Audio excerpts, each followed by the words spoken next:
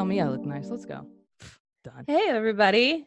Welcome to This Podcast Sounds Exhausting. I'm Sarah Austin. And I'm Vanessa Tyler. We're your hosts. We're ready to get into it. Right? Get right into it.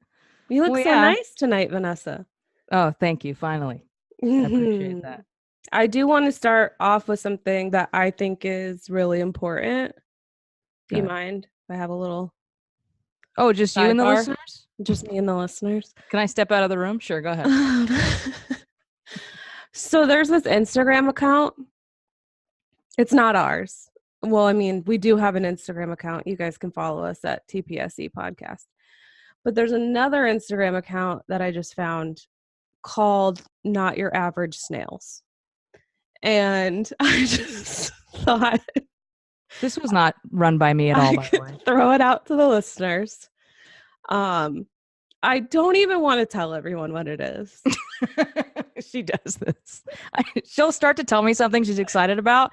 And if I am not absolutely enthused, even though I have no idea what it's about to be, if I'm not on the same level as her, I don't get to find out.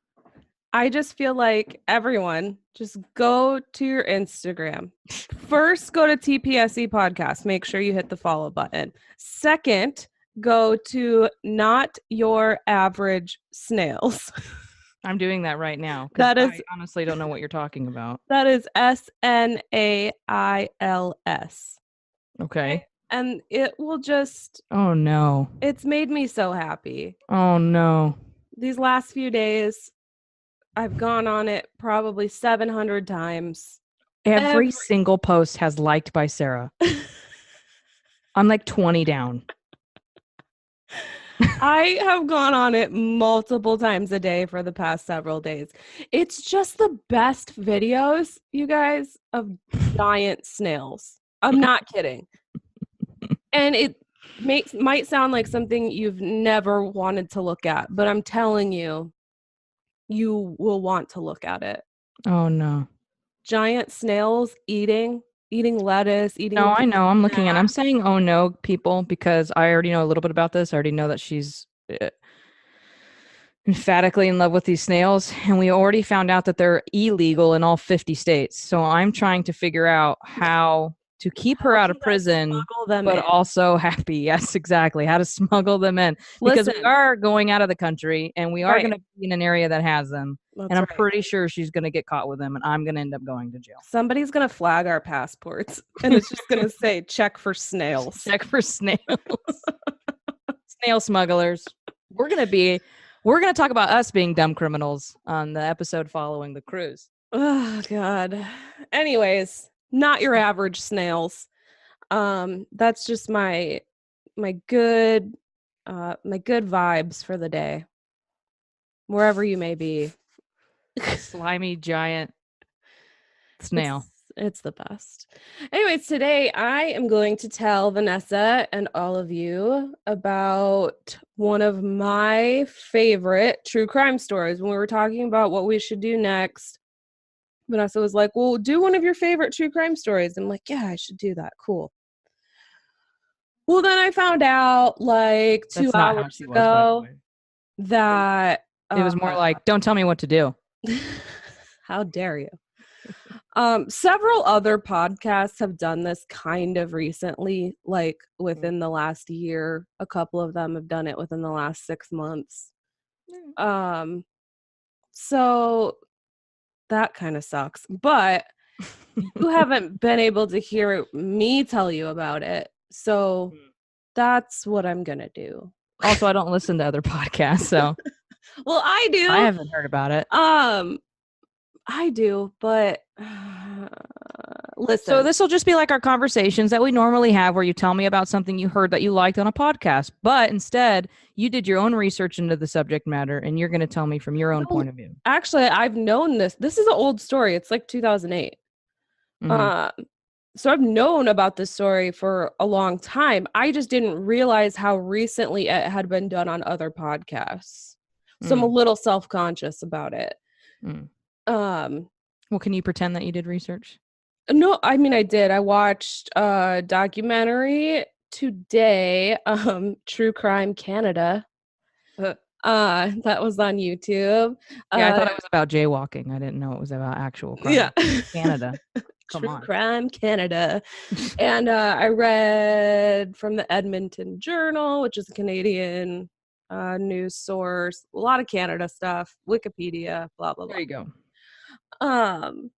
Okay, so I'm going to be doing, like I said, one of my favorite true crime stories, which is the Dexter copycat murder, which you don't really know anything about. You knew I was going to do this, but I told you, do not look it up. Do not watch anything about it. Did you stay true to your word? Yes, I did. Okay, thank you. But I had a job on this episode. Mm-hmm. Okay. My job was the psychological stuff that we'll get into when you're done. Okay. Right. Studies and shit. Mm-hmm. Right. Yeah. And so it came up, but I avoided it like the plague. Thank you. Actually, I don't even like that saying. I avoided it like I did Dick. All right. And thank you. And which I don't really avoid too much. I just avoid it like in my mouth and stuff. Like I have a lot of guy friends and stuff. I don't just say, "Oh, get away from me." I mean, man. Dick's fine. I just like I don't want it around me all the time, is what you're saying. Hey, bro, why is your dick out? We're just right. We're supposed to just hang out. What are you doing? Right. I'd prefer it to stay in their pants, is what you're saying. That's correct. Okay. Well, around me. I mean, let's not get into it. I thought we were gonna open up a can of maybe. Well, I'll check it out. I mean, if it's Jack from Will and Grace. I mean, it's a good looking one. I want to see it. But I did avoid it. But I am very familiar with Dexter. And even though I avoided it, I know enough to know kind of where he copied Dexter. But I'll let you go into it. Okay.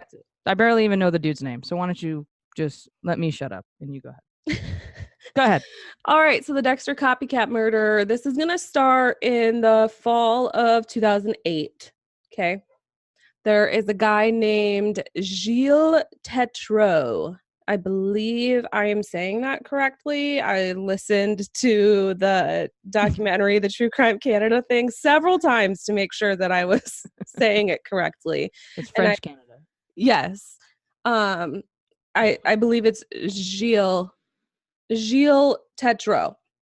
So this is a guy who I believe had recently moved to Edmonton, which is in Alberta, Canada. I don't know how that works. How do you have a town in a country? Listen, I tried to send Andre something to Northern Ireland and I just gave up because he's got a county, a town with the same name. Mm-hmm. And then he's got a street and a city, Northern Ireland. There's zip codes in Canada, by the way, because I have a lot of snowbirds from Canada. It just hit me. Go ahead. Edmonton is the city. Alberta is the state. Canada is the country. I don't know if they have states. Yeah, I don't know either. But I really thought for a second you were going to say, oh, it just hit me. I don't give a fuck. And then just moved on and shut me up. I really thought you were going to do that. I was ready for it. Am I allowed to do that? Yeah, you could tell me. Oh, okay. Oh, yeah.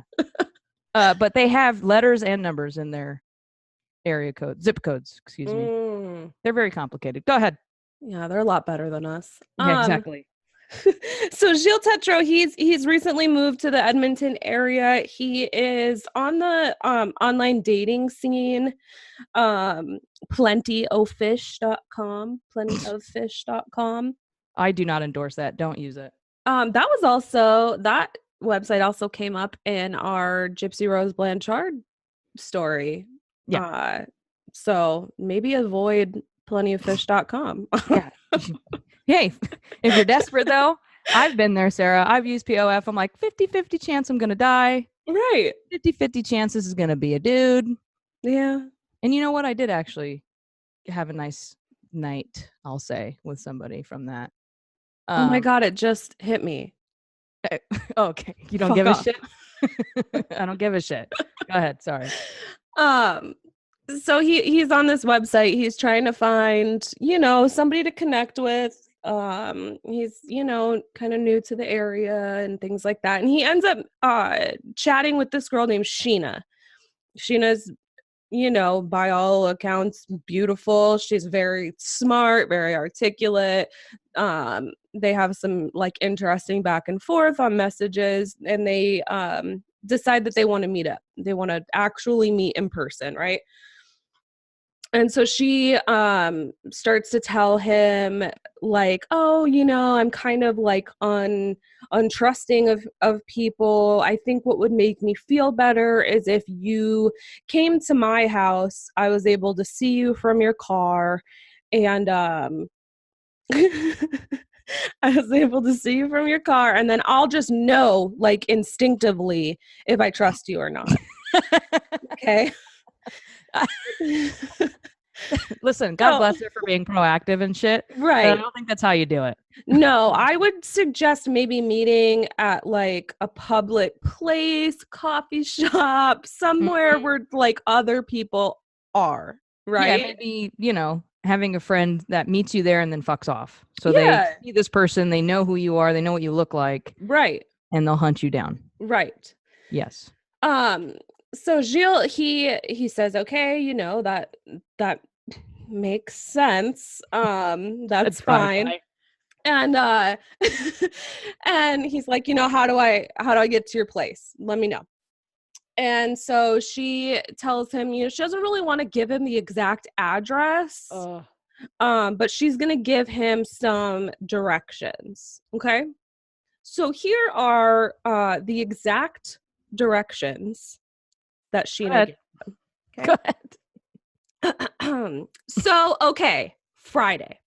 If you're coming from north on Grote, get on Calgary Trail. And when you get to the south side and jump on White Mud, then go south on 50th Street, take a right on 40 Ave, and after a block or two, take the very first right into the alley.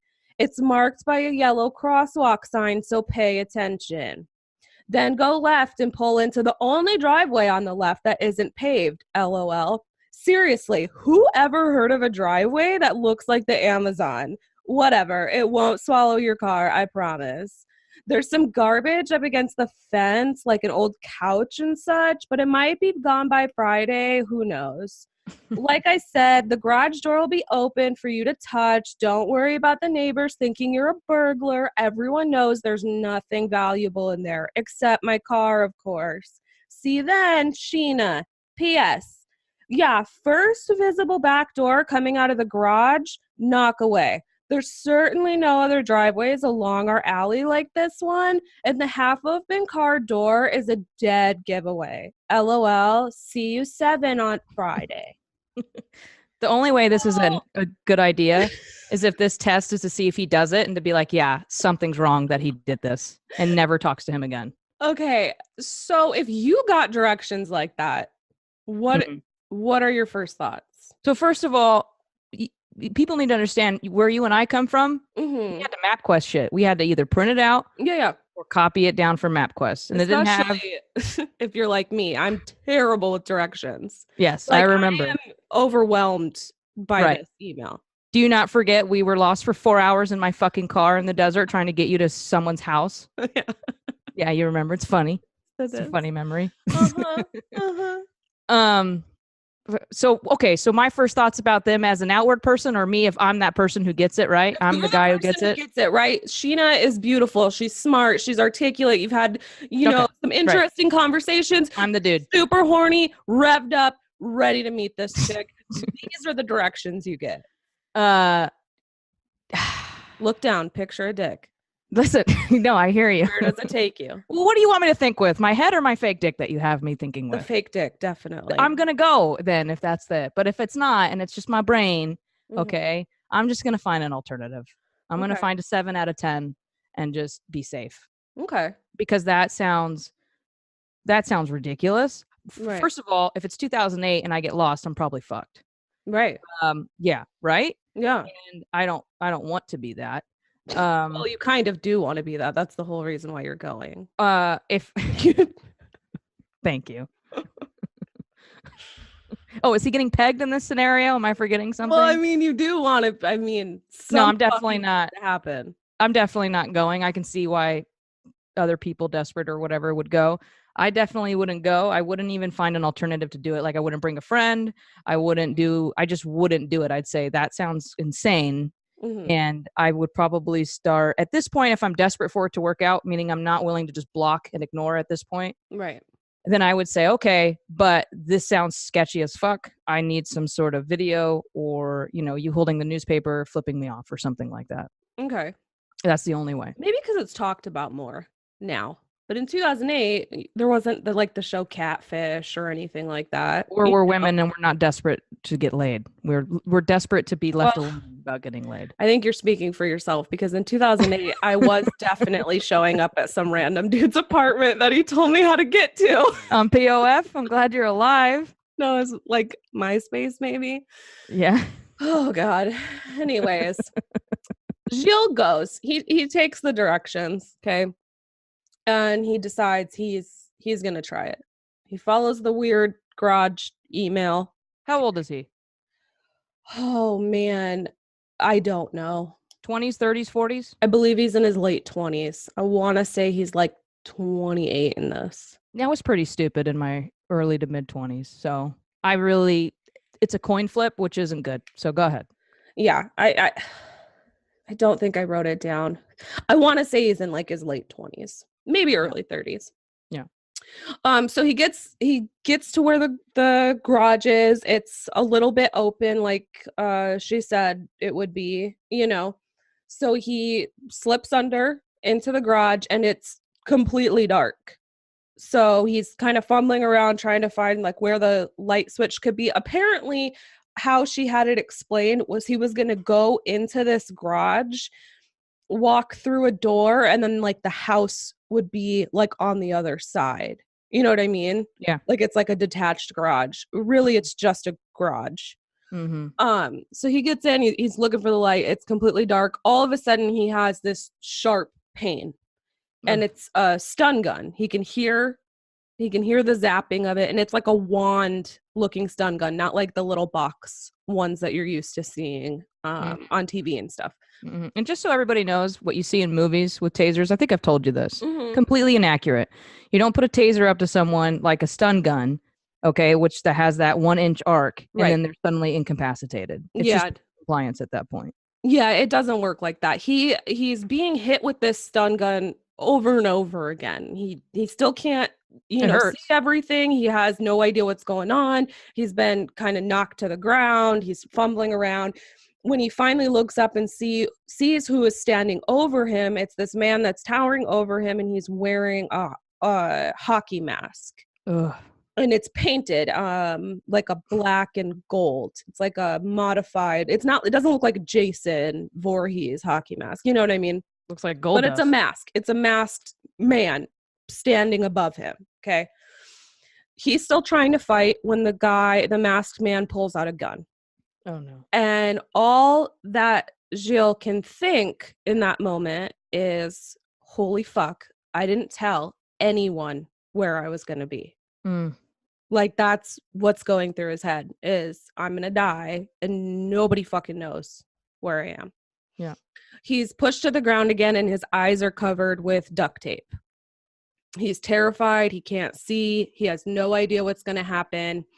And in the documentary, it's a spoiler alert, he lives. But in the documentary, he says at that moment, what went through his head was, if I'm going to die my way, not his way.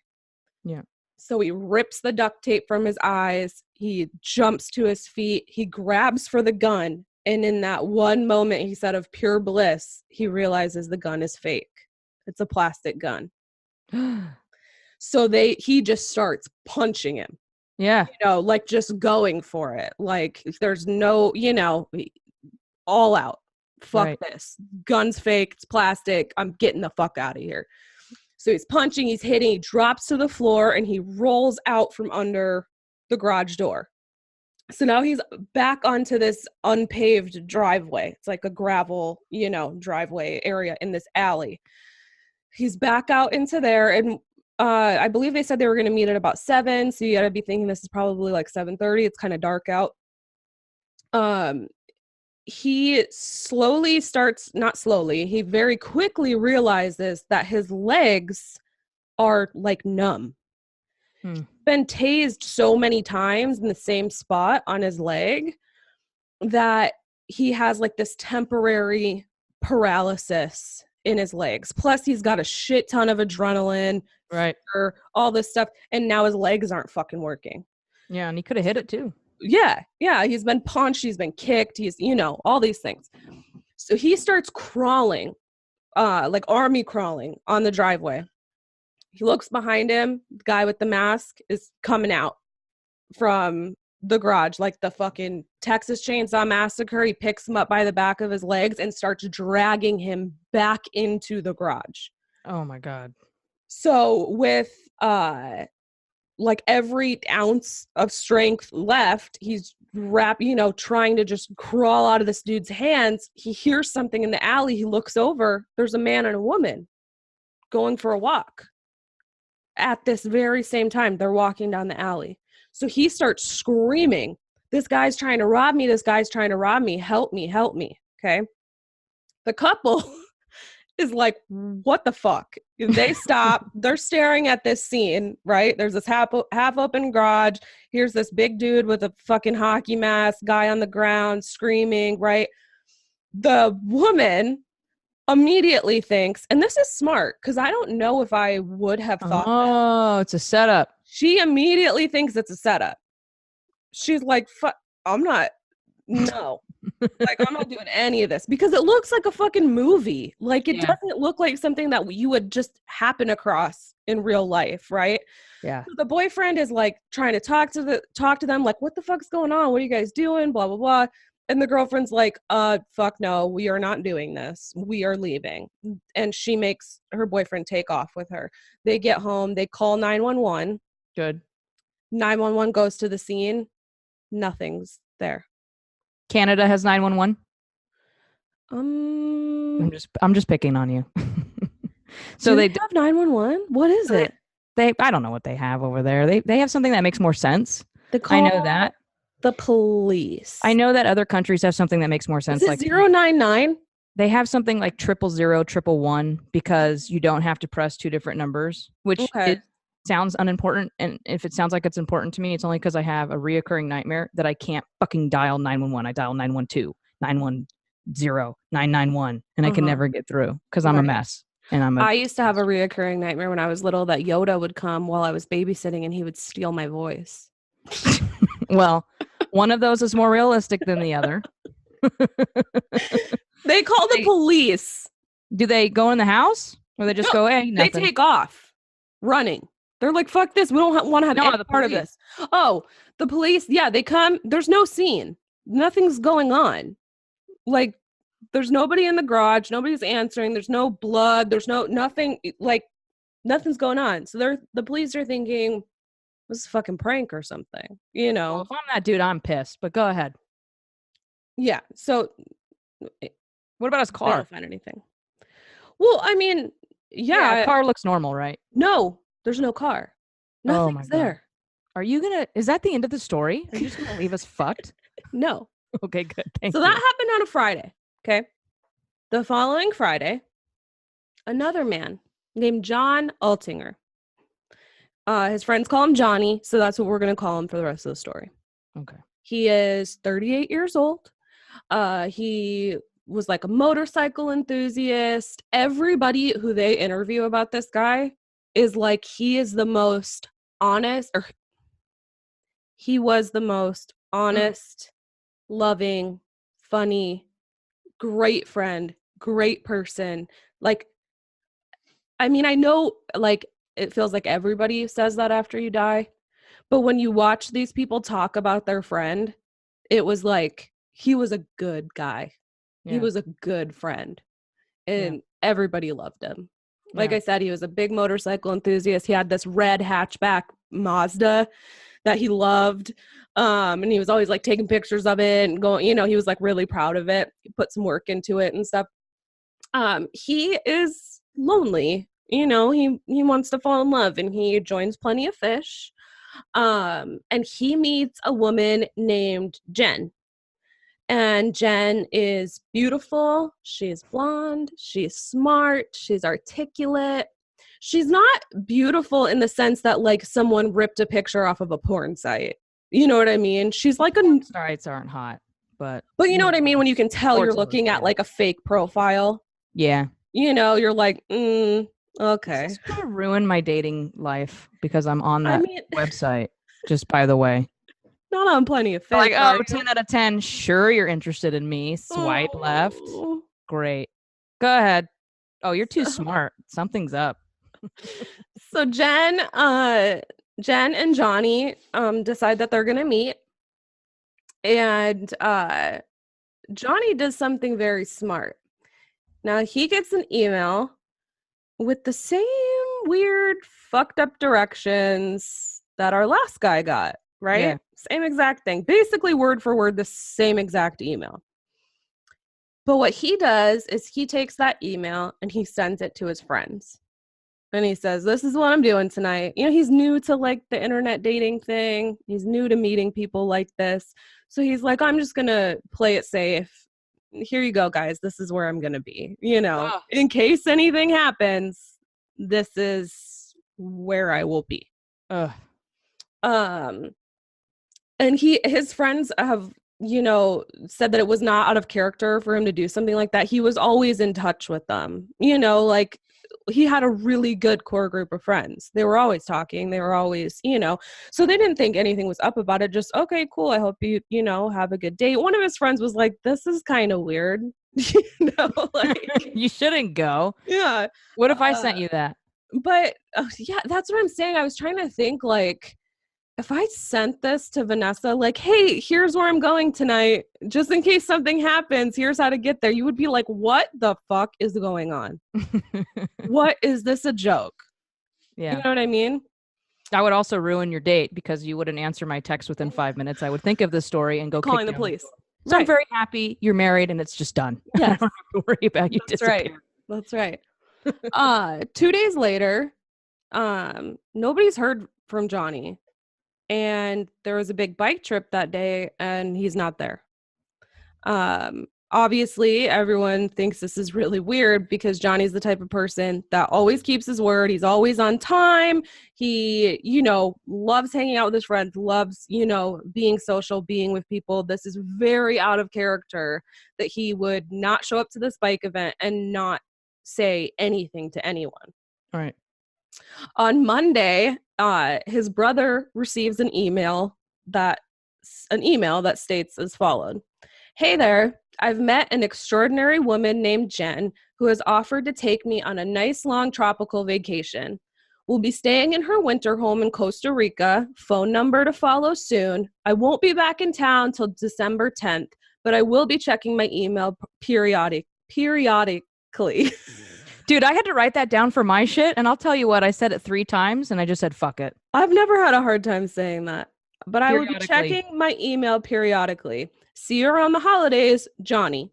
So do you think Johnny, like, said something to this guy, like, bitch, I told my friends where I would be, I sent those directions? I don't know. Yeah. I don't know, because I'm thinking, why would he do that? This email goes out to Johnny's brother and all of Johnny's friends. Basically anyone who was on Johnny's like contact list in his email, this email goes out to them. You're coming looking for me, right? Fuck yeah. At this point. Like, this bitch went to Costa Rica, didn't even take me. Didn't give me a number. What? So his friends start calling around. They're calling each other like, did you get this fucking email? You know, they're emailing the number back, or they're emailing him back saying like, no, dude, we need a phone number for you. Like, can you call us? You know, like, let us know that you're actually okay. This seems weird. Yeah. The friends call work, and that's when they really start to freak out because his work is like, yeah, he hasn't showed up. He hasn't called. He'd had that job for a very long time. Was a very upstanding person. You know, he's not the type of dude that's just taken off. Right. So the friends and Johnny's brother, they call the police. Okay. And the police do what they do and say to just wait and see. Right. I'm getting all of these friends together and we're going straight to this house. Well, the police tell them basically Johnny's a grown man, right? If he wants to leave, he can leave. Like, you guys can't be pissed because he wants to leave. Sounds weird. I would already expect that. And I would get all the friends I could that of yours that are nuts and go straight to this house. Right. So what the friends do is the friends go to Johnny's apartment. They break into the apartment. They kick the door down. They realize all of his clothes, his suitcase, and his fucking passport are still in his apartment. So with that information, they call the police again. And this time, we broke into his house. Right. Well, they're like, yeah, we broke into his house. All of his shit's still here. So tell me how that makes sense. He's in Costa Rica, but his passport and all of his stuff is here. Like, what? So then the police are like, oh, okay. Well, now we're going to take this seriously. Right. So I don't think it's seriously. I really do think it's law and bullshit. I know what you're saying. It is the law. It's, if you're a grown adult and you take off, you're allowed. That's your right. You're allowed to take off. You know, you can't just have the police hounding you because you wanted to skip town.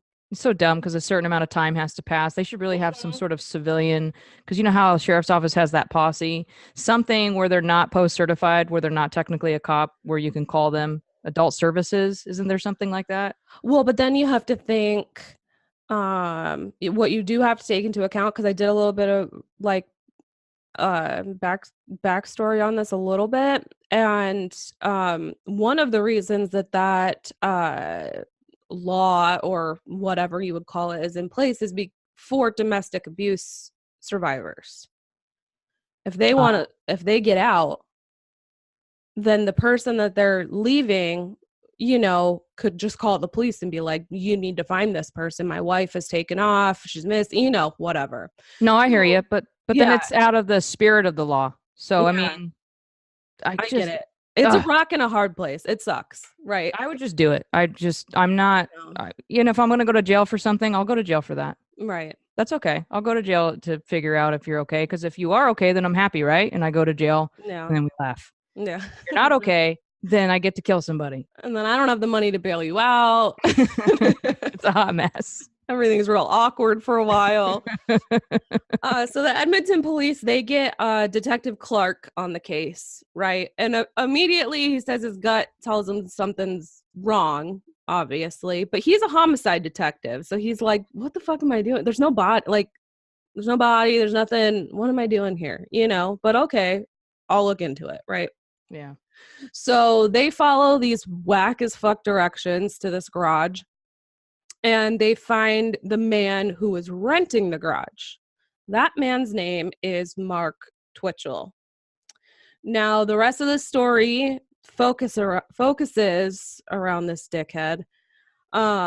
He was born in Edmonton, Alberta, in Canada. I looked for some info into his childhood. There really wasn't much there. He's overall a boring dude who always thought of himself as very smart and very charming. In everything that you read about him, like any article, he has an IMDb page, his Wikipedia, he's always described as a Canadian filmmaker. And we'll get into that. Mark Twitchell is just a dude, okay? He has a passion for science fiction, costumes, cosplay. He was actually really good at cosplay. He was a fantastic, costume maker, right? I love cosplay and I love making costumes. And so if that's all this dude did, pretty cool, right? He made this 7'3" Bumblebee from Transformers costume that he wore, and he actually won $3,000 and a Harley motorcycle at a Halloween costume contest. Fuck him. He also made a $450 Spider-Man suit that he then wore to the premiere of Spider-Man and charged people to take photos with him. He made Wolverine costumes, Star Wars costumes, Iron Man costumes, just tons of it. So he's enamored by fictional things. Yes, and the license plate on his car is DRKJEDI, Dark Jedi. What a fucking douche. Yeah, what a fucking virgin douche. Can you imagine? Oh God. He sounds wonderful. Yeah. He starts making a film. He starts making a film called Secrets of the Rebellion. It was a prequel to a Star Wars film. I don't really know how he thought he was going to get around like not being sued by George Lucas. Oh, I know how, because only 5 people in the world would ever see it. But you're allowed to make fan fiction. Yeah, but he was like producing this movie that like it was going to be like a movie that was going to be sold and things like that. It's just so stupid. How many tickets did it sell? What was its opening box office? What people were saying is that like he could have gotten a job making costumes. 0.0. But instead, he wanted to be the director. He wanted to be the writer. He wanted to be the actor. He wanted to be the costume designer. He wanted it all, right? Because Mark Twitchell was smart enough, handsome enough, talented enough, blah, blah, blah. Oh, hey, Mark. Oh, hi, Mark. Oh, hi, Mark. Cuts to Mark, and it's Mark. He also was making a film called Day Players. Now, this film was you can actually go on YouTube and watch the trailer for Day Players. It is fucking awful. It's a 2.5-minute trailer, and I was bored in the first 20 seconds. It's horrible. It's poor production values, and you don't like it? That's how bad it is. I'm telling you. And, okay, so listen. I don't know if this will sound familiar to you. It might not. It's a buddy comedy focusing on the lives of movie extras. Does it sound like Please be kind. Please rewind. Wait, no. Extras. I don't know. Extras. Ricky Gervais's. That's what I meant to say. I knew the whole time. 2005 British sitcom Extras. Thank you. Which is, it's literally the movie he's making. Ricky Gervais's show Extras. Yeah. He's a copycat in every aspect of his life. Right. His first movie is just a copycat of Star Wars. His second movie is a copycat of Extras. Okay. Everything he does. But he is a smooth talker, and he ends up pitching the movie to some like executives, and he's name dropped the movie via email, posing as a hot chick, because that would play to his advantage. No. He's done this several times. Like in Secrets of the Rebellion, he actually got a guy who was in the actual Star Wars movie to come like shoot a couple scenes and stuff. Like he was really good. He wasn't like a big character or anything, but he was good at, talking his way through things. He was name dropping celebrities about Day Players like Justin Timberlake and Alec Baldwin, saying that he, had connections to get them to sign on to, be part of the movie, blah, blah, blah. He ends up securing like a $35,000 investment from one place. I read in another place that altogether for like Secrets of the Rebellion and Day Players, he had gotten about $100,000 in investments for this movie. For these, he's like an evangelical. He's good at preying on idiots and gullible people. Well, and he believes his bullshit. Yeah. So I think it's easy for other people to believe it. Yeah. He's very, very self-confident. Yeah, my brother does that. Go ahead. Yeah. In 2003, he is online dating, and he meets a woman named Megan who lives in Colorado in the US. She's won over by him in his picture of his Go ahead. She is won over by him in his profile picture, which is him dressed up as Darth Maul. Oh my God. They hit it off. He's very charming. He's smart. He calls himself a Renaissance man. Makes her feel beautiful. She flies out to see him. Several months after they've started talking, they're married. Wait, can I say something? Yes. You know how they have weird dating sites for weirdos? Like they have a flat earther dating site. They have farmers only dating sites. Mm-hmm. Christian Mingle, mm-hmm. which I don't even know what they do. Go to church. I don't understand it. Okay. Thank you. Uh-huh. I wasn't going to put your people with these people. Oh, but if okay, you want to, go ahead. Anyway. I was talking about, Weirdos. Oh, don't put kink.com. Put FetLife. Okay. Yeah, because that one's terrible. Don't go to these websites unless you know what you're doing. I'm sorry. What was your train of thought? Here's my train of thought. Why can't we have a single site for, douchebags and weirdos like Jodi Arias? She's pretty hot, and so is Casey Anthony, but we fucking hate them.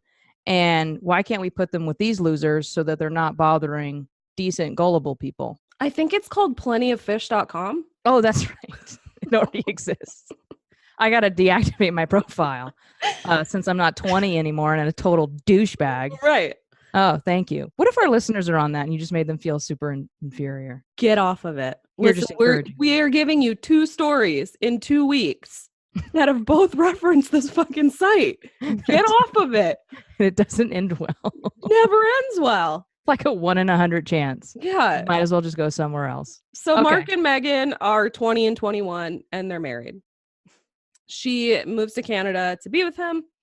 Mark quickly, she realizes he is a complete fucking compulsive liar. He doesn't pay the bills. She'll say things like, did you pay the water bill? Oh, yeah, I paid it. Well, then they're getting the water shut off. And debt collectors are constantly calling. He lies about really stupid shit.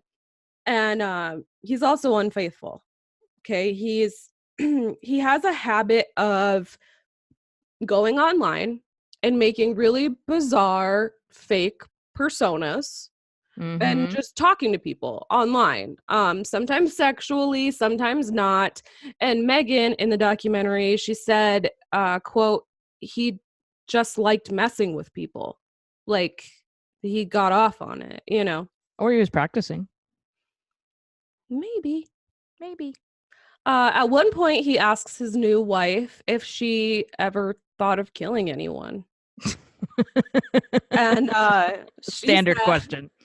She says, sure. I mean, everyone does at some point when they're really mad at somebody, the thought crosses their mind, but you don't act. It's not even something you would think of acting on. It's a fleeting thought. When does that come up? Pillow talk, dinner time? Yeah, I'm not quite sure. In the shower. I'm going to try it on the husband later. Just hey.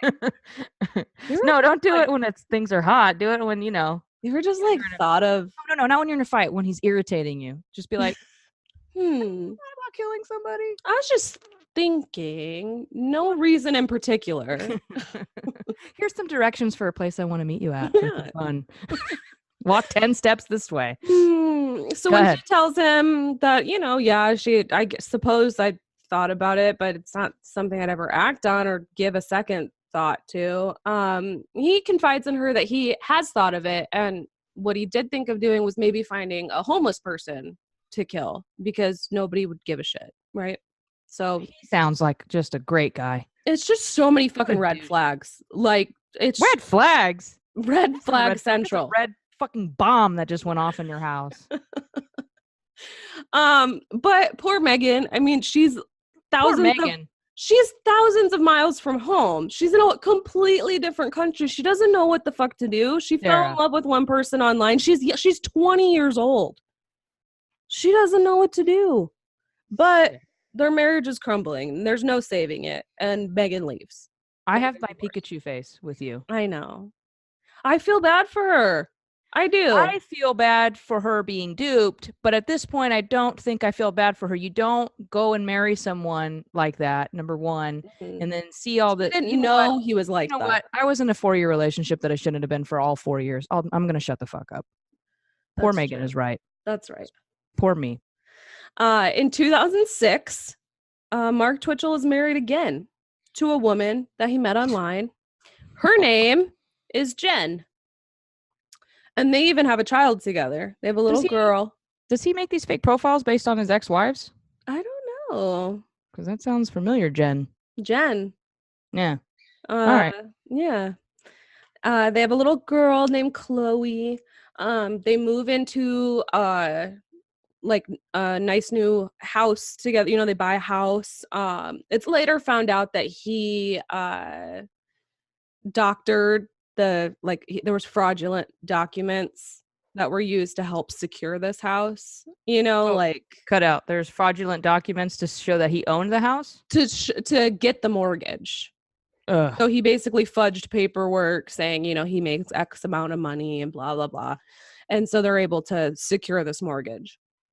Ugh. How do they have a kid? You just breezed right over that. How does someone have a kid with this guy?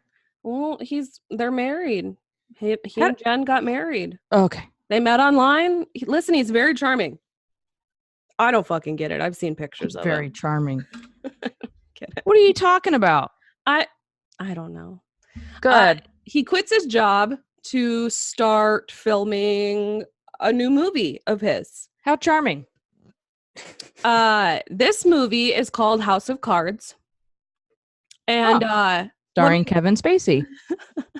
He hired a pervert. It's 2006, so it's before Kevin Spacey's film. But tell me if this sounds familiar, okay? Go ahead. This is a dark thriller about a serial killer who kills victims who themselves are morally corrupt. Original, right? It's a vigilante. Much like Dexter. Is he a forensic pathologist? But by 2008, just 2 years after their marriage, they're sleeping in separate rooms and their marriage is falling apart. Homeboy could have just done CSI Canada and gotten all of this into as many episodes as he wanted. Right. She thinks that he has a job, and of course he doesn't. And he was doing that ultimate douchebag thing of getting up in the morning, getting ready for work, leaving for work, and then just spending the whole day at like coffee shops and shit. You know who did that? My brother. Oh God. He did that to his wife, his ex-wife. Not the one with the Christian podcast. No, not my brother, not him. Well, that's what I'm saying. Listen, you want to clarify because you know. He might be wrong on some things, but he's a good dude. Right. So your other brother. My mother's side. Yes. My older brother.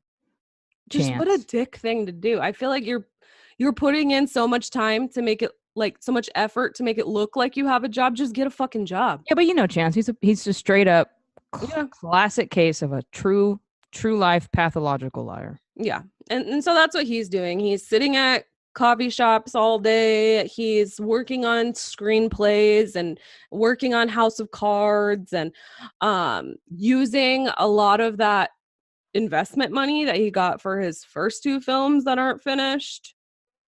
He's kind of living off of that now, right? Because he has to have some sort of money coming in because he doesn't have a job, but wife thinks he has a job, blah, blah, blah. It's around this time. This is why single people are pissed, by the way. Because you hear about these douchebags and they're married with kids and they have $100,000 just laying around for funsies. Go ahead. It's about this time that Mark Twitchell makes a Dexter Morgan Facebook account, like a spoof Facebook account. For those who don't know who Dexter Morgan is the main character of a series that was on Showtime that came out in 2006 called Dexter. It's about a Miami blood spatter analyst who solves crime during the day and is a serial killer by night. The twist being that he only kills guilty people, like other killers, rapists. Right. He has a moral code where he has to prove that they did it. Before he does it, he drains. He doesn't drain their blood, but he takes some of their blood. But one of the seasons, the first season, I think, actually, he finds a half brother who's a serial killer with no moral code who drains the blood, and he's fascinated by it because he has a thing with blood. That's why he's a blood analyst. Yeah. Go ahead. It was a really good show for the first couple of seasons. His sister's smoking hot. She was in The Exorcism of Emily Rose. Do you know they got married in real life? They got married. And then they divorced. Yeah. So she's available again. I think she might be married again. She's on a new show. I don't care. Oh. So he makes this Facebook account as Dexter Morgan. Okay. And he begins talking to like women and people and, you know, just being a fucking nerd. And he meets this woman named Renee as Dexter Morgan. They start talking, like having this like weird role play relationship, and he starts to like really open up about like some dark fantasies of his, but it's at that point it's just like a role-playing thing, right? Like he really idolizes Dexter Morgan, so he likes being able to like pretend that he's him and blah blah blah. You don't like these kind of people. You I make life a bad name. I just don't. I don't. It seems so like juvenile to me. Mm-hmm. You know what it is? It's pieces of shit hiding behind kink is what it is. Mm-hmm. They're just hiding behind it. Mm-hmm. They're not, because that's not what it is. Right. Because if it was.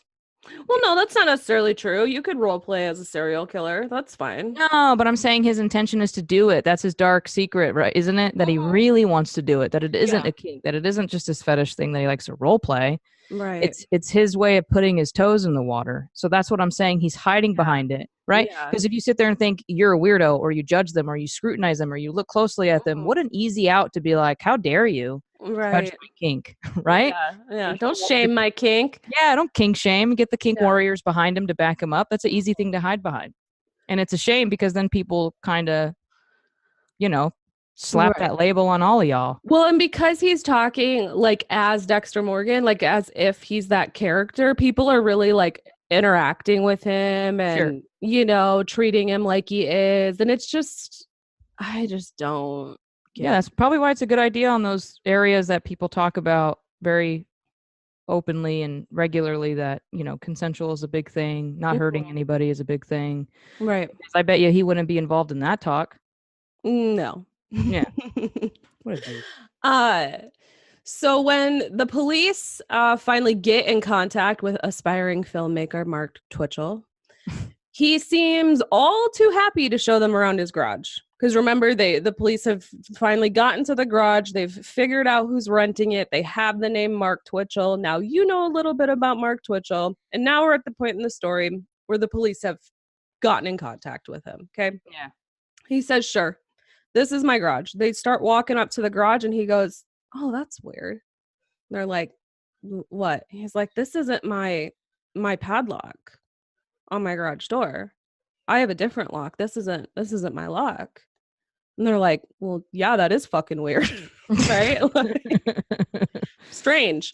So they note that, they take pictures of it, all that. And then they're like, okay, can you come back to the station with us? We need to ask some questions, figure it out. Because obviously, somebody like broke into your garage. So he goes back to the police station. And what's cool is you can go on YouTube and all of these police interviews, they're all on YouTube. Oh my God. Right. Yeah. I mean, it's, yeah. No. Yeah. You can see how confident he is. Oh, yes. At one point, he's like, okay, let me get this straight. The guy who's missing, he like shows up in my garage. And they're like, well, that's what we're trying to figure out, Mark. But the detective who they have on the case, he's like watching through the like camera thing, because he wants to like get a feel for this guy's mannerisms, how he's acting, does he seem nervous? Does he see, whatever. The shit that detectives are supposed to do. Right. Even the detective buys Mark Twitchell's shit. Oh, come on.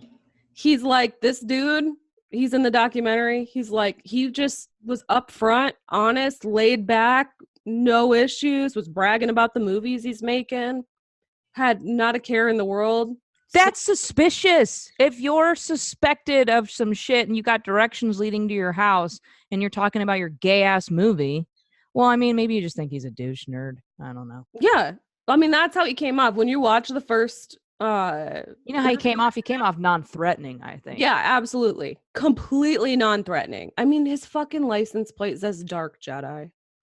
I mean, come on. I fucking love Star Wars. Yeah, but you know what? I'm going to be sexist here and say a female detective would have seen right through his bullshit. Right? Because her ego's not going saying, this guy can't kill anyone. He's not stronger than me. Yeah. He couldn't possibly do that. Yeah. This chick would be like, okay. Well, but at this point, Johnny Artinger is just missing. They don't know For all they know, other people call the police about that. So they have to have, you punch in that address. There should be an incident report that comes with it. You have 2 incidents reports, separate days, some craziness. Oh, okay. I'm sorry. Mm-hmm. So the detective, buys Mark Twitchell's shit. They think it's weird. Somebody might have seen that this garage was like, kind of secluded. Nobody's really there. Maybe they used it as, it would be a perfect like scapegoat thing to do, right? You know what I mean? You just throw someone in your van at that location and bail, and you have nothing to do with that location. Yeah. All right. But that's where the directions are, leading to. It's kind of smart. Whatever. Stop giving people tips. Don't do it, guys. We already know about it. Yeah, Jesus Christ. So the police turn to the public and they basically put out a thing like, hey, at this garage, this is the last place that please tell me those 2 cowards saw the thing. Yes. God bless them.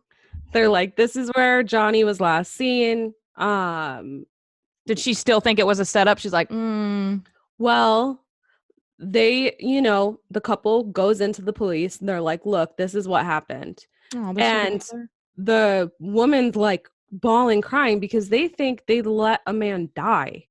They're like, holy shit, we thought we were being like set up and now this guy's missing. What the fuck? Homicide starts piecing together their story and they realize it's the same story. It's the same place. It's identical thing, but it was a week earlier. Right. So they're like, this happened on this Friday, but Johnny didn't go missing till the next Friday. So there must be another victim. Fuck. Like, where is this guy? Do we have any other missing persons? Yeah. And so they're brainstorming, these police, and they're like, okay, there's either 3 things, right? He's either married, so he didn't want to come forward and say, I was trying to get a date and I, got fucked over instead. He's dead, he's been murdered, or he's just scared to come forward, right? So the police go to the public again. Like, they don't have any hard evidence at this point that any crime has been committed. So they go to the public again and saying like, hey, we think that there could be this possible victim out here. It happened on this day. They gave like a very little bit of information. Happened on this day. If this happened to you, like, please come forward. We need to know about this. How do I say his name? Gel? It's like saying gel, but real fancy and pompous. Gel. Gel has spent the last month of his life being completely paranoid. Are you kidding? He got away? My first guy? Yes. Yeah. He didn't report it? No. Why? He was very embarrassed. Oh, and come on. Very scared. He got away with his fucking life. He literally thought he was going to die. And he got away. And I think he was just fucking counting his blessings and just being like, I don't want to ever like think or, hear about this again. It's fucking, he doesn't want to be on the news because some dude in a hockey mask because he's trying to get a date. You know what I mean? Like, he was very self-conscious about it and very, very paranoid. He talks about at one point he like had gone to the mall to do some shopping and he became so overwhelmed with paranoia that the person who had tried to kill him before was there at the mall watching him that he like freaked out and had to leave. Like, so he's spent this past month like being like terrorized in his own mind. Himself out of coming forward. He just couldn't do it. I guess he just couldn't. But after he sees that police, like bulletin thing again saying, hey, like, we know that something happened on this night. Please come forward if this happened to you. He finally does go to the police and he gives his story, and his interview is actually on YouTube too. And he goes over like the whole story of everything that's happened to him. It's now that they find out, it's after this that they find out, because again, there's no hard evidence. Gilles doesn't know who did this to him. He had a hockey mask on and gloves and things like that. They find out that Mark Twitchell is driving a red hatchback Mazda, which, if you will remember, Johnny, his prized possession was his red hatchback Mazda. So they bring Mark Twitchell in and they're like, tell us about this car. And Mark says, oh yeah, it was so weird. Like a couple weeks ago, I was walking on the street, right? This dude pulls up to me in this red Mazda and he's like, hey, do you want to buy a car? This is like Keegan's hypothetical criminal. Okay, hypothetically. Right. I found this car like this and there was a head in there. I didn't put the head in there. Hypothetically, I was just minding my own business. Yeah.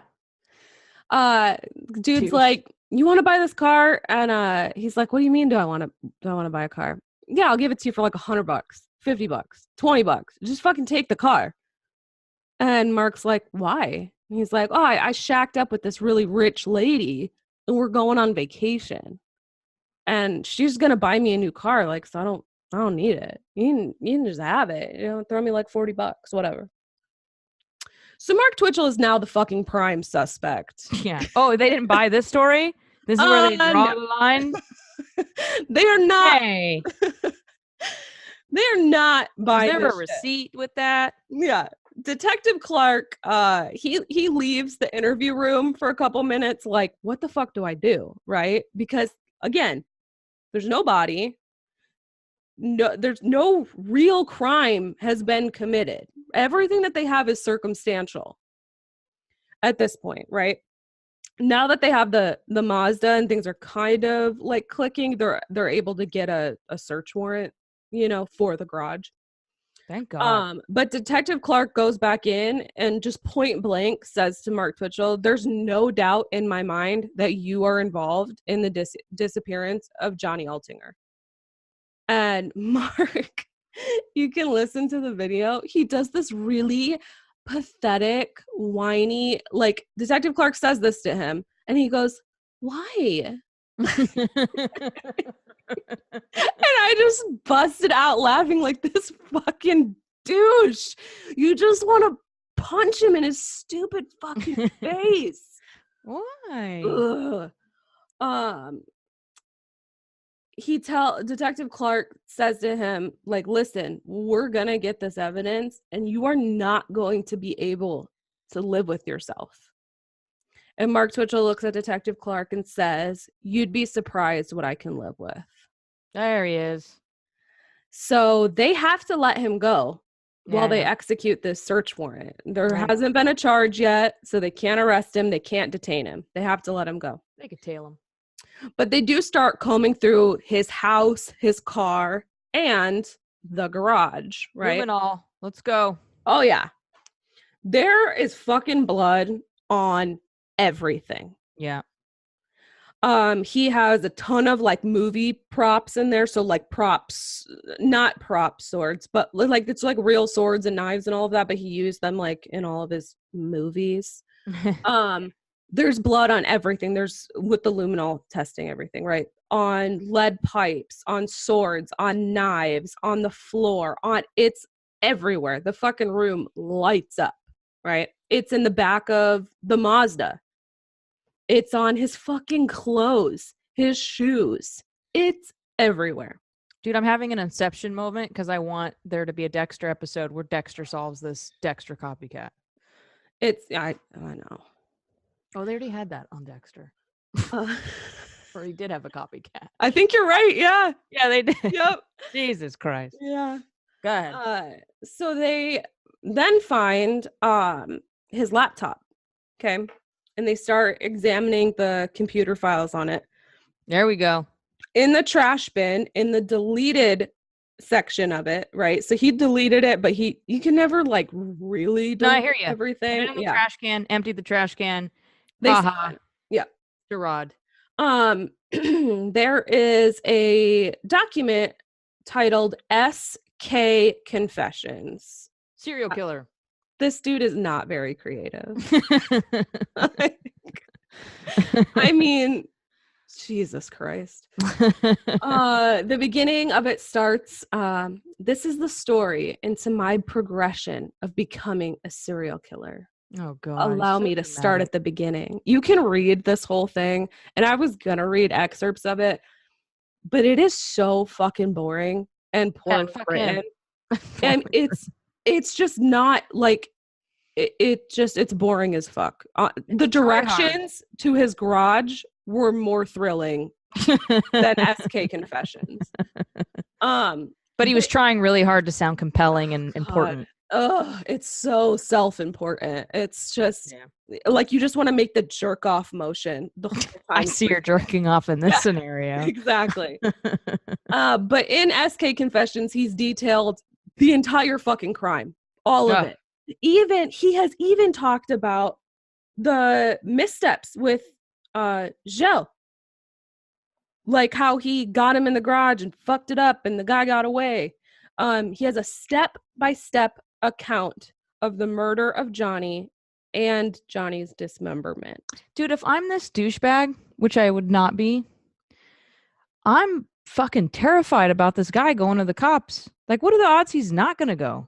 And then I know he ended up not. Oh, well, I guess he did it within a week, so you really don't have time to really. Yeah. I don't know.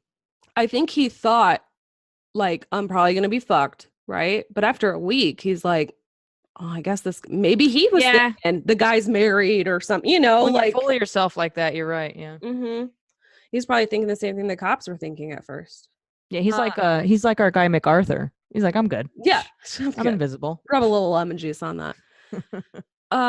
Mark Twitchell is arrested on Halloween, which is apparently his favorite holiday. Fuck him. He can fuck right off with that. They have a lot of evidence, obviously, that Mark Twitchell has killed Johnny, but what they don't have is Johnny's body. And there's nothing in the SK Confessions or anything like that that says where they can find it. So they put Mark Twitchell in and they have it all on video too. And oh my God, have you ever thought about killing someone? Me? Yeah. Like Beetlejuice. Who, me? No. Because if you watch this video, actually, that one guy, go ahead. If you watch this video, he deserved it, by the way, of this guy. I didn't do it. I didn't mean he deserved it in the past tense.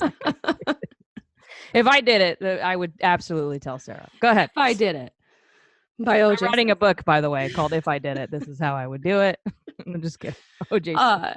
They put him in the back of the cop car, right? And they just start driving around Edmonton, trying to get him to talk, right? They already have him arrested and everything at this point.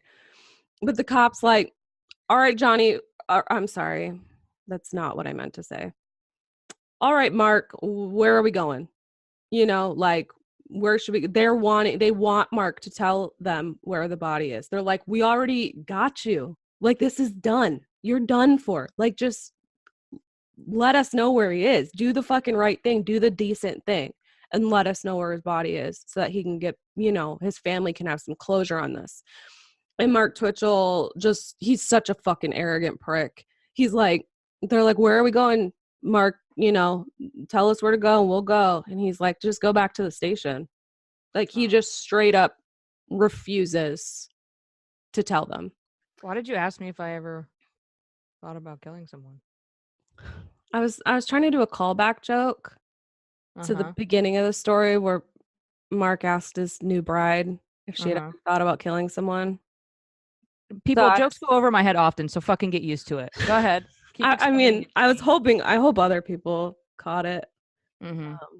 Like what? Like, we want to kill this guy? Yeah, like I was saying, have you ever wanted to kill someone? Like, because watching him in the back of this car refusing to give up Johnny's body will make you want to kill someone. Okay, so I did get it. I'm just an idiot. Jesus Christ. Oh. Can you pay attention for 5 fucking seconds? It's literally us solving a crime. That is exactly how it would be. 9 months later, Mark Twitchell calls up the detectives from jail, I guess, and finally says he wants a meeting, right? but it comes with conditions. He does not want Detective Bill Clark. He does not want that fucking prick anywhere near him. They're like, fine. They send in 2 other detectives. Bill sees through my shit. It's a 3-minute interview. Basically, they come in, they read him some rights, and Mark Twitchell's lawyer hands over a Google map with a sewer marked on it, a sewer system, and he circled it, and now they know where to go. Is there a Red Bull in? There's not. No, just a lot of dismembered body parts. Oh, I was thinking he lied, but okay, go ahead. Oh no, it's there. They find Johnny, and he's done exactly what he said he did in SK Confessions. He used every tool, every knife, everything that he had in that stupid fucking garage, and has dismembered him and put him in this sewer system in bags, and they find him. In March of 2011, he's indicted, I guess, on first-degree murder. What am I saying here? Oh, his defense. This is interesting. Okay. Go ahead. In my defense. In his defense, what he was trying to do. Now, this is as Mark Twitchell. Okay. What he's trying to do is House of Cards, his movie about a serial killer. Okay. He really wanted that to make it big, right? So he thought for publicity, he would lure some men to the garage, wear the hockey mask, stun them, scare them, freak them out a bit. They would take off. They would tell the story. They would tell the police. It would build like this, like word of mouth, like, oh shit, this is really creepy, scary. And then boom, this movie's coming out. Now everybody wants to see it because it's been, it's been hyped up. What a great example of how uncreative this guy is. No shit. He says something went wrong. He says that he actually had to defend himself from Johnny. Okay. The man he lured to attack, then surprisingly turned on him, and he had to kill him. Do you think if you're a juror and you have that face, like, please, that they dismiss you? I'd be so pissed immediately. Yeah, I would be dismissed immediately. And I would even blurt out, I'd be like, okay. I'd be doing that like Jim face from The Office where I'm looking for a secret camera. Like, a camera? What? Okay. All right. The jury returns a guilty verdict. God bless him. April 12th, he's found guilty of first-degree murder, and he is sentenced to life in prison with no possibility of parole for 25 years. That is a Canadian thing. What does that have to do with Copycat? Well, because of his like Dexter Morgan I see. Right. Things, because right. He was role playing in that and talking about it. Mm-hmm. Yeah. I see. It's called inspiration. Yeah. He says he has been wrongfully convicted. He's writing obsessively to like anybody who will listen to him. Basically everybody is wrong but him, the judge, the jury, his lawyers, the prosecutors. He actually says that everybody is intellectually unable to understand him. Sociopath, narcissist. And that is the Dexter Copycat murder. What a douche. I love that story. God damn. It's good, right? It was so good. I'm glad I didn't look anything up. Man, that was really good. Yeah, and poor Johnny Altier. I can't follow that. He, like I said, his friends, like, and his family, they had nothing but, like, amazing things to say about him. And he was just such a good guy. So as much as it's like, Mark Twitchell's such a fucking douchebag, it's sad. It makes me sad. Yeah, he's a douche. I mean, I don't think, my personal opinion, I think he would have done this no matter what. I understand inspiration came from somewhere, but I mean, you think? I don't even think it's inspiration. I think it is, he's just so unbelievably unoriginal. Yeah. You know what I mean? Doesn't have an original thought in his body. At all. Yeah. That's all I could think through all of this like research and all the things that I was seeing. It's interesting because you use some words that are in the description of people like this. I mean, are you interested to know about the research I did on this end about the psychology of all this, you think? Yeah, I mean, are you doing like a deep dive? No. Okay. Don't give me a look. What am I? I'm the special guest today. I have 10 minutes. My story took a lot longer than I thought it was going to. But it was really good, so I'm really glad that it did. Mine won't take that long. I mean, I did, for anybody still listening, I did pace it a little different. I wrote it a little different. It felt a lot more comfortable telling it this way than I've told other stories on previous episodes. So if you liked this style more, yes, I did. Send us the email. Let me know. Oh, I just got 30 emails. Oh wait, this isn't live. I'll tell you that later. Listen about it. It was so good, Sarah. I'll tell you more later. Okay. But yeah, I should follow with this, right? It'll be good. Yeah, just it was so good. I'm just so I don't even want to get into it. I just want to talk more about this guy. Okay. Well, we will. Tell me a little bit about what you got. All right. So it took a long time to look this stuff up, and basically it's because not basically because, but the consensus with doctors and such is that, these people are just criminals and this is just inspiration. So I did some research. Here's what I came out with. Okay. This is the best I could do. All right. I didn't have a good story. That's right. I took it. So what constitutes a copycat crime? They're defined as crimes that are inspired, motivated, or modeled after acts that have occurred before. It's pretty given information, isn't it? Mm-hmm. The inspiration can be a real crime, just like Jack the Ripper was, but it can also mimic fiction like the Dark Knight movie, Dexter. And the reason they reference Dark Knight a lot is because they really attribute the theater killings as a copycat. They claim that the person had been like the Joker in the movie, and that he even intended for that. But anyways, it says that the crimes themselves can mirror their inspiring acts or simply be based upon them. So they can have similarities, be based on them, inspired by them, kind of like your guy, Mark, right? Yeah.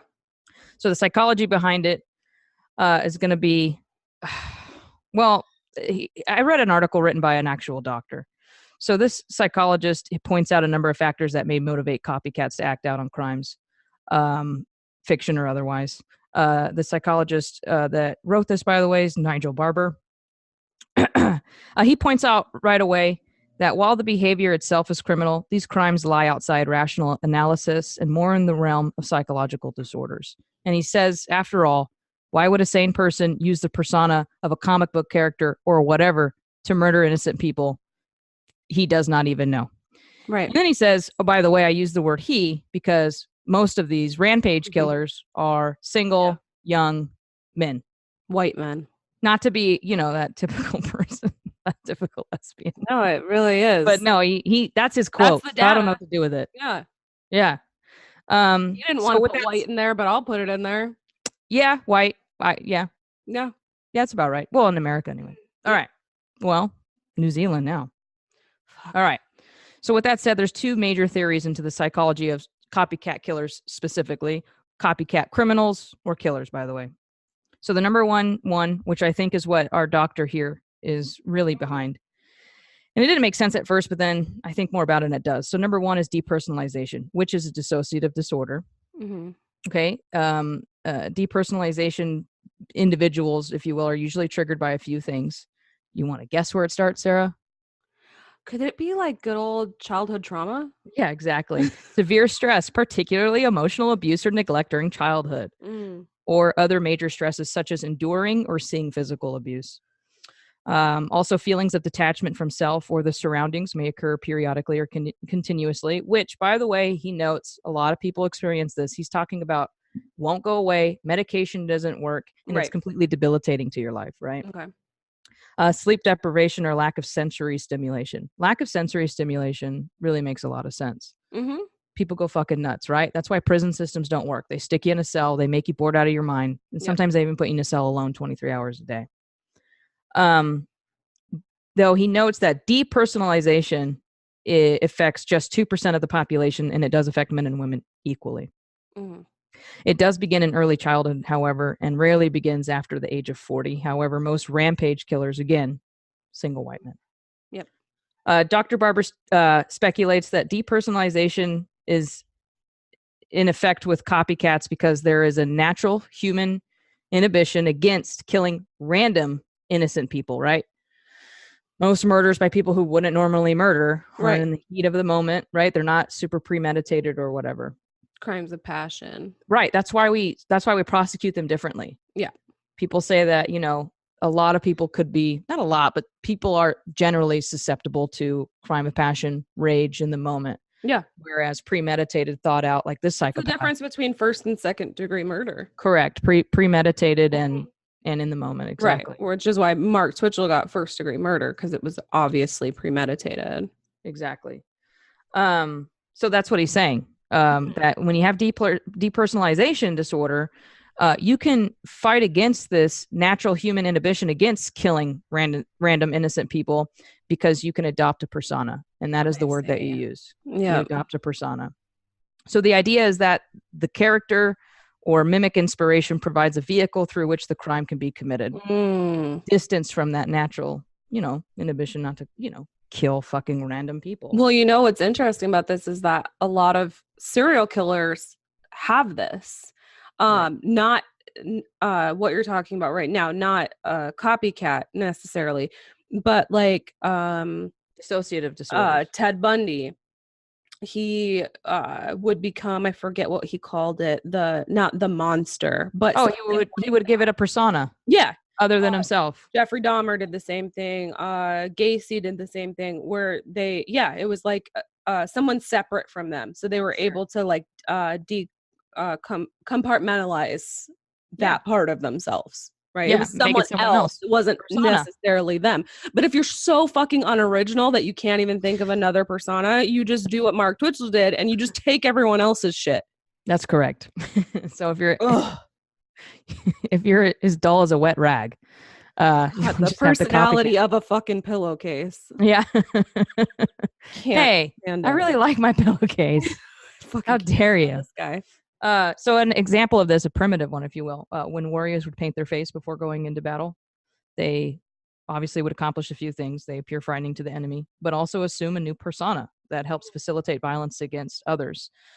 Same thing with people who go to war in their uniforms, or when you go to work at the jail or on the street as a cop, you got this uniform on, you can, do things because you have to. Obviously, these are good people. No, I get what you're saying. But that's the example. You take on a new persona, and that helps you detach from the things that you're either going to have to do, or if you're a sick freak like this guy, that you're going to do, right?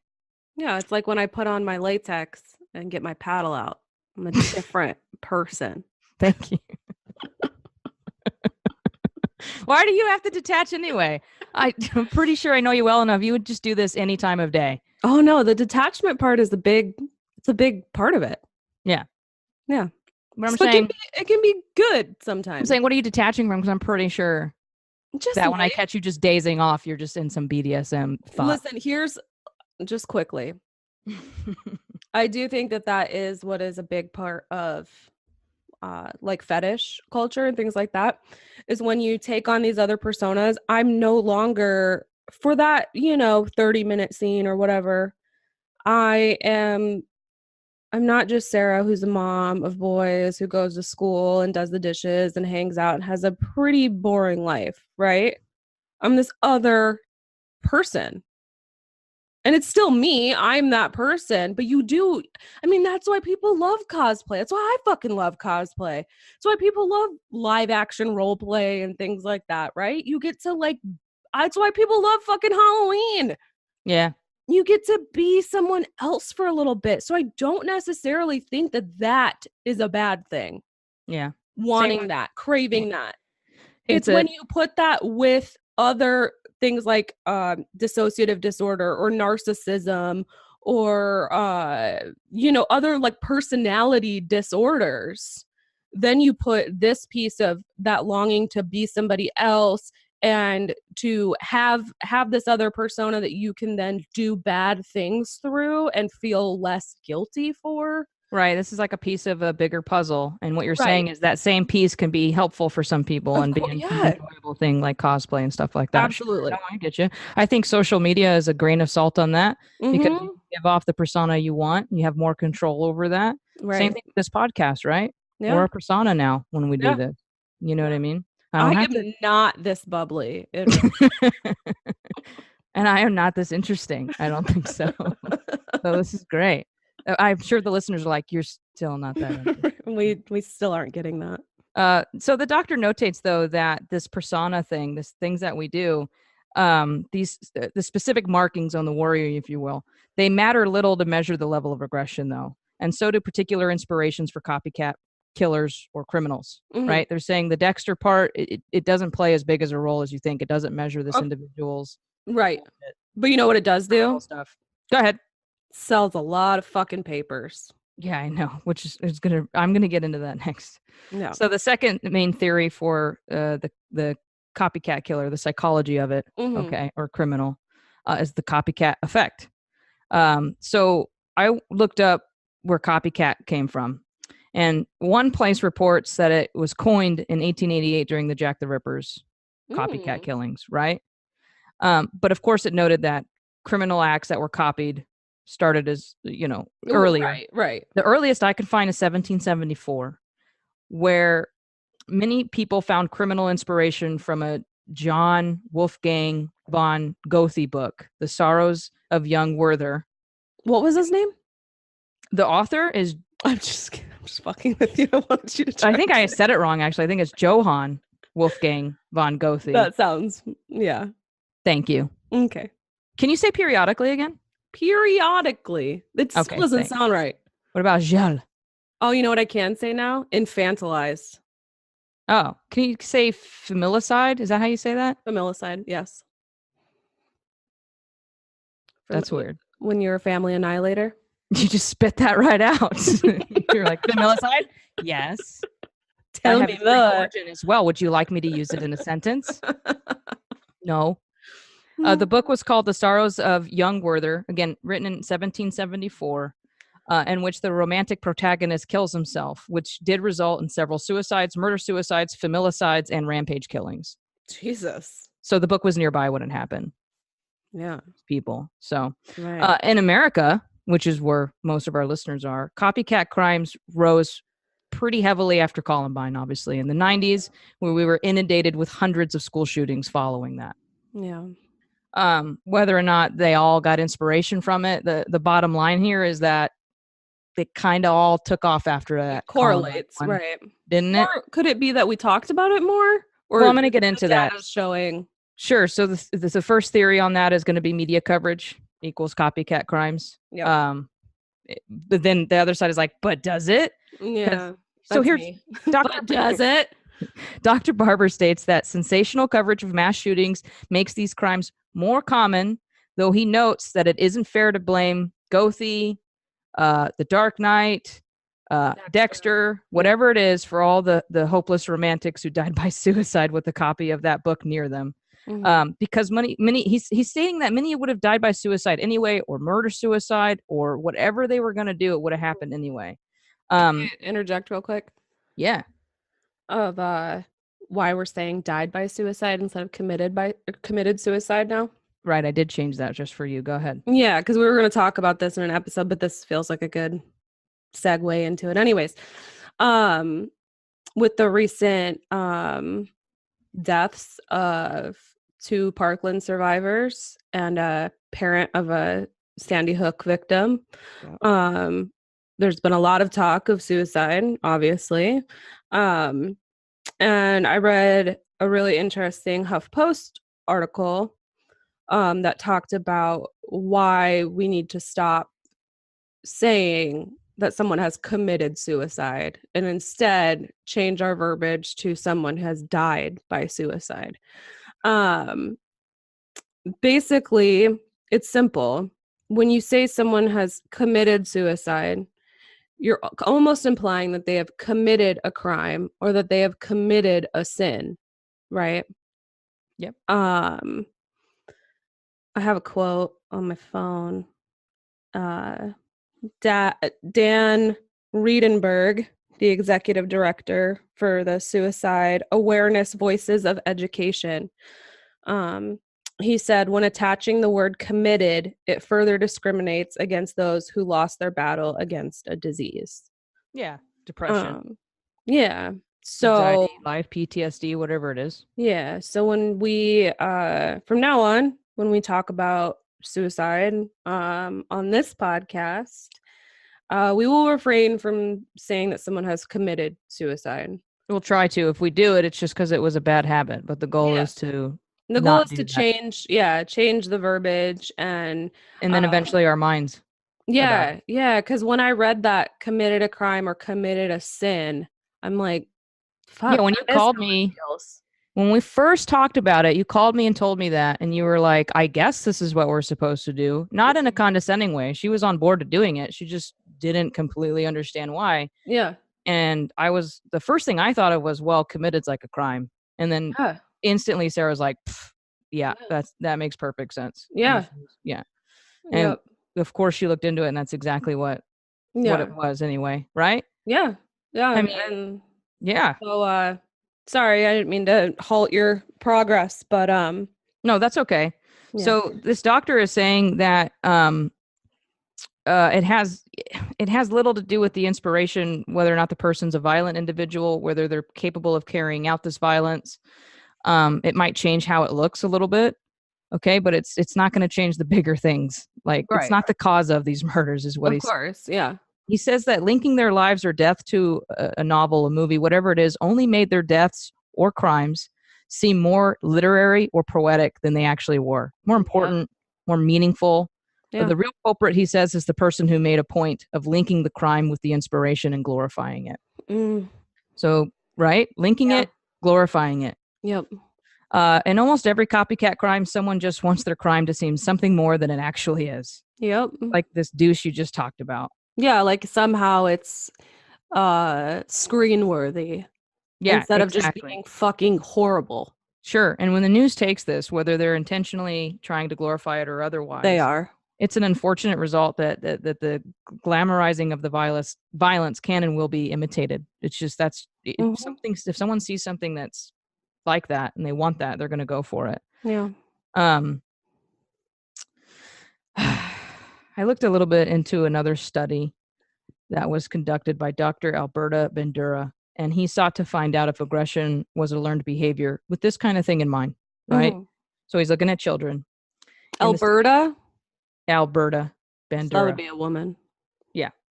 You sexist. Did I say man? Yeah. Wait, did I say doctor? You sexist. You said he. Maybe she's fucking male to female or female to male. Get out of here. Doctor. The doctor. All right. When you asked me that stupid riddle and you said the guy, someone's driving and then the kid gets in an accident and then he's with his dad. His dad's killed. Dad died. And then he gets to the hospital and the doctor looks at him and says, I can't possibly operate on this person. It's my son. I immediately said it was his mom. You're right. You're not sexist. Thanks. This is because she's done with this episode. No. Yeah. So the first thing you learn from the study is obviously children can and will learn aggression. It's obvious, right? Yeah. But more importantly, what he learned from that is that the children who learned aggression were especially vulnerable to learning this bad behavior, aggression, violence, if the aggressor was rewarded for the behavior. So the aggressor that they witnessed, that they saw. Now, I read that and I was like, in what scenario is someone going to be rewarded into it? And then I thought about it a little bit more. So if you're a kid and you're a neglected kid and you see someone who's an aggressor get attention, even if it's negative attention. Yep. Right? You're going to see that as a reward. Yeah. You're going to see negative that as attention is still attention. Exactly. Negative publicity is still publicity, right? Yep. Yeah. Same deal with that.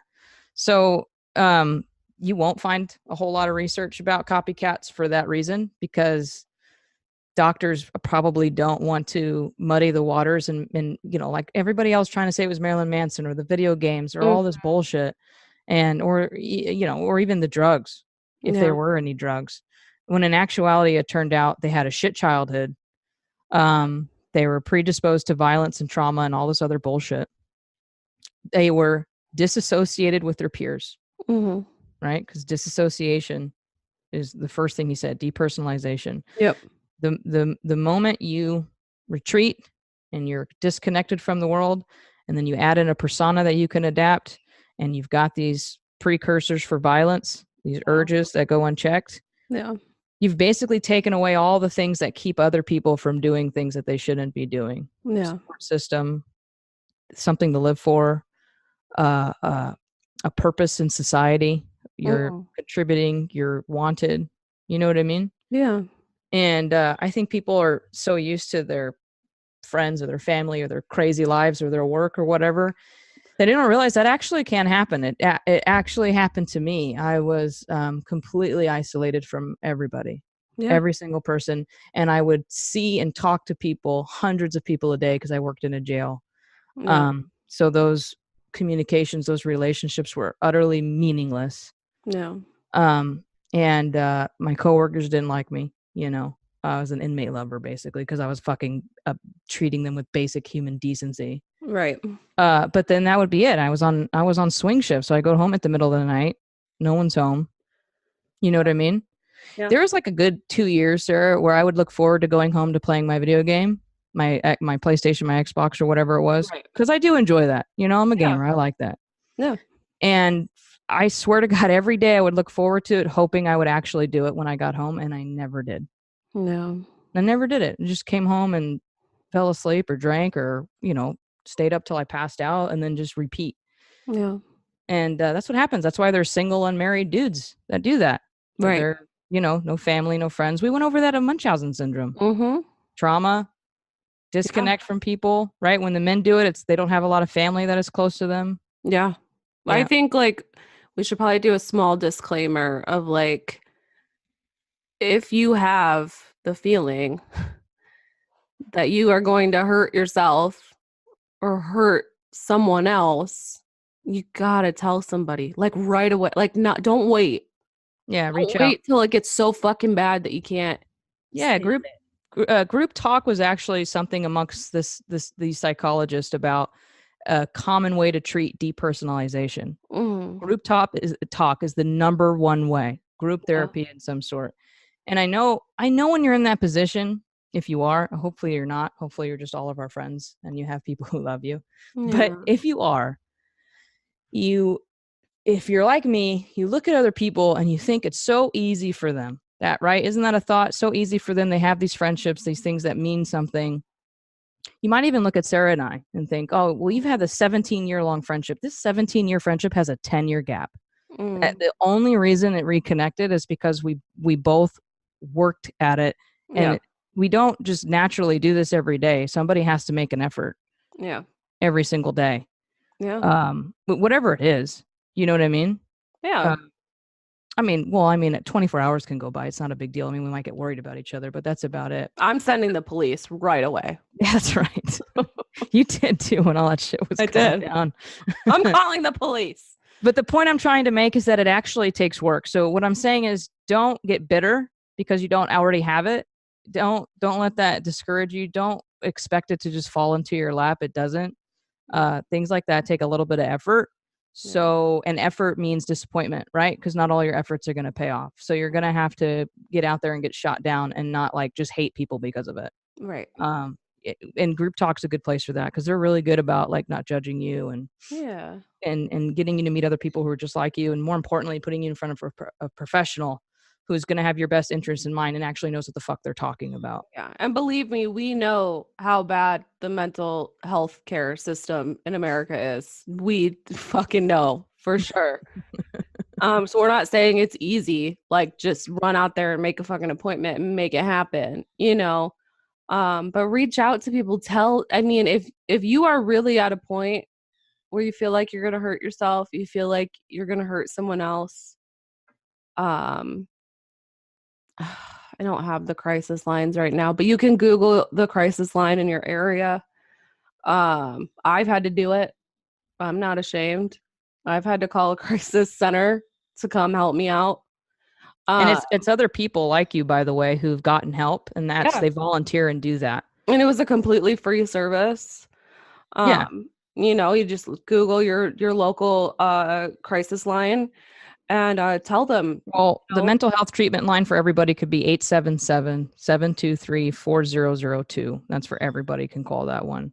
Thank you. Everybody has Google, though. Just Google it. Yeah. You know what I mean? Yeah. Now I'm exhausted from that. Are you? I know. I was going to throw in a couple other stories because there's like a story about a kid who committed some murders after watching Rob Zombie's Texas Chainsaw Massacre, and the Interview with a Vampire one, just like more copycat stuff. Honestly, we could do probably 5 more fucking episodes on this shit. Yeah. But we learned today that really the individual was the criminal, right? Right. Had nothing to do with Dexter. In fact, the whole Dexter part of it was really blown out of proportion. Yeah, it was, wasn't it? The headlines should have just been like failing aspiring filmmaker. Yeah. It's a fucking dick. We're flawed, right? We got these egos. We want to put it all on the individual or someone other than ourselves. That's why when Columbine happened and these kids are gone, we can't find out what the fuck it was. Right. It didn't take very long to figure out that they were completely isolated, bullied, had shitty parents. Yeah. Okay. Not to say that they're exonerated from this. No. But what I'm saying is, really, I mean, we can do an episode on that if you want. Columbine? Yeah, because I have differing opinions. All right, let's get into it. Yeah, because of Manson. No, I have differing opinions of the fact that they didn't have terrible lives. They were just shitty fucking kids. Yeah, that could be it too. Shitty people. Well, they did encourage each other to be more shitty. Yes. You know what I mean? They certainly did. So that's another, thing. You could find someone and then misery enjoys company. Yep. Don't do that either. It's almost like they did that, the depersonalization with each other. You know what I mean? Like they became each other's personas. No, I hear you. They're better than everybody else. No one understands them. They're all undeserving anyway. Yeah, we could do that. I could play devil's advocate. I don't mind that. Yeah. I don't, that sounds okay. But that's why, hate groups and all that. Incels. That's why gangs are really big because they, hey, you're neglected, you're in love, nobody appreciates you or whatever. Yeah. This too. Come on in. Yeah.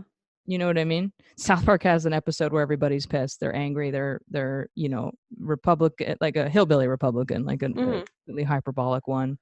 A white kid who thinks he's a gangster and he's just, come on, man, why my mom always fronting, man? It's such a good episode. Eric's pissed. Stan's dad is pissed. Randy, they're all in this anger management group. And it turns out, and there's a lesbian like me in it. Looks like me. It drives me insane. I cannot tell you how much it drives me insane. A beautiful butch lesbian? Yeah, thank you. But it just drives me insane because what she says isn't like me. I mean, it's hyperbolic like me, I guess. But she says something like she's just, pissed off about something about men or something. I'll say I'm happy they included her in it because it turns out what you learn slowly is that they all have tiny dicks in the group. Randy, because it all starts with Cartman finding out that he's tiny compared to everybody else. Right. So it just turns out like someone says something tiny dicks, and then they make it their whole thing that they use a math equation that includes girth and length and angle and stuff to get the actual. They want to lower the average male size. Right. Their goal anyway. So anyways, that's a good episode. Listen, we have talked so much about dicks on this show, on this episode. I support you. I feel like there's been a lot of dick talk. At least there's no crucifix masturbating going on. All right, guys. Well, never know what you're going to get. Never know. We can't tell you what's coming up on the next one because we don't fucking know yet. But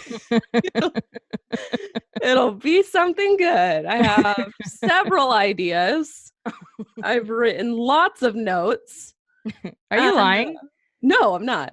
Oh, okay. I really do have. Do you want a little bit of my idea? Go ahead. Okay, but then you can't say anything afterwards. We're not going to talk about it now. Okay. But I'm just going to leave you to think about it. Oh, you're going to be so annoyed. I listened to a really old episode of Last Podcast on the Left today. Yeah. And they were talking about ghost photography. Okay.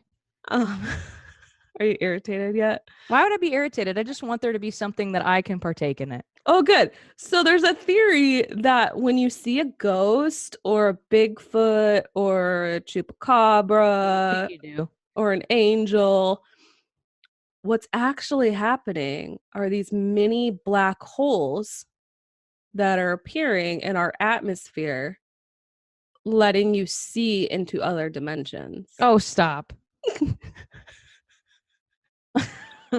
So my approach is going to be full debunk on all of it. No, you're not allowed to talk about it right now. No, that's going to be my part, though. I'm going to scully the fuck out of it. Just sit with it. Go ahead. For a little bit and just see how you feel about it. As soon as I heard them say the black hole thing, I'm like, this is fucking amazing. I gotta do all this research on whoever the fuck came up with this brilliant theory. Because you feel like I couldn't argue out of it? I just feel like it's so fun. Why would you want to? Yeah. It's so good. Anyways, guys, we are on iTunes now. Cool. So you can get us there. You can get us on Podcast Player, Castbox, Anchor, Podbean. I don't know. Just go to our Facebook. This podcast sounds exhausting. We update everybody, all that shit. We'll have reference photos on the Instagram. Not Your Average Snails. They're on Instagram. They don't know who the fuck I am, but let them know I sent you. Yeah. Because I fucking love them. And because of this podcast sounds exhausting. Yeah. I'm here because of, because oh my God, I just love them. All right. Thanks, guys. And thanks for listening. We'll see you on the next one. Bye. Bye.